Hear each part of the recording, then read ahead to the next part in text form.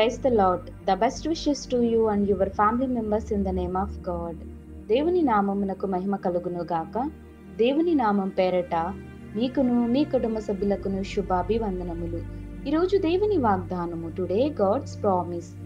నీతి మార్గమునందు జీవము కలదు, దాని త్రోవలో మరణమే లేదు. సామెతలు గ్రంథము 12వ అధ్యాయం 28వ వచనం.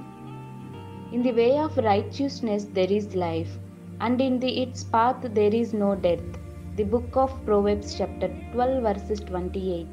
క్రీస్తునందు ప్రియమైన సహోదరి సహోదరులారా, మన ప్రభుని యేసు క్రీస్తు నీతిమంతుడు. ఆయనలో పాపమే లేదు.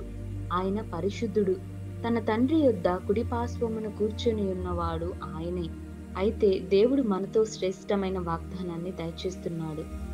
నీతి మార్గమునందు జీవము కలదు, దాని త్రోవలో మరణమే లేదు అని దేవుడు మనతో సెలవిస్తున్నాడండి.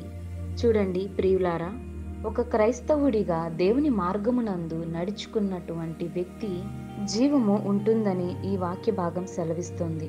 అలాగే ఈ లోకంలో ఉన్న ప్రతి వ్యక్తి క్రీస్తును పోలి నీతి మార్గమునందు నడుచుకున్న వారు జీవము కలిగి ఉంటారు అని దేవుడు అంటున్నాడు. అలాగే నిత్య జీవమునకు వారసులుగా ఉంటారు.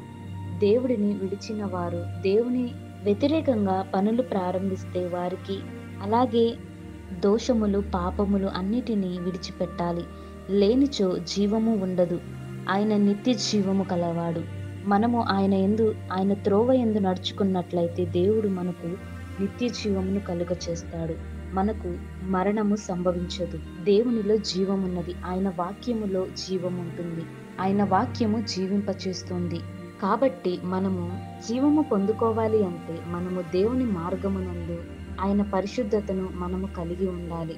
మనము దేవుని మీద నమ్మకము కలిగి నా జీవితంలో దేవుడిని ఆశ్రయించి ఆయన త్రోవలో మనకు సమాధానము, శాంతి, నెమ్మది మనందరికీ దయచేయును గాక. ప్రార్థన.